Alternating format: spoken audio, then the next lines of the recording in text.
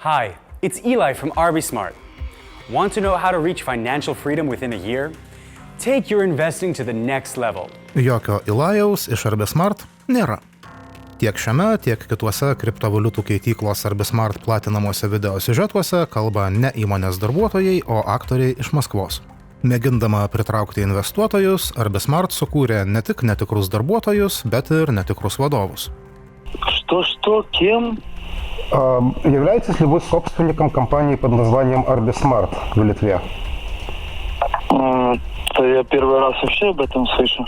Pavogta Pavlo tapatybė viena daugelio problemų į Lietuvą atkeliavusių po to, kai Estija sugriežtino kriptovaliutų sektoriaus reguliavimą. Taip į mūsų šalį persikėlė ne tik Pavlo tapatybę pavogę asmenys, bet ir sukčiai, Rusijai taikomų sankcijų apėjimui naudojamos platformos ir su valstybiniu banku Sberbank susijusi kompanija.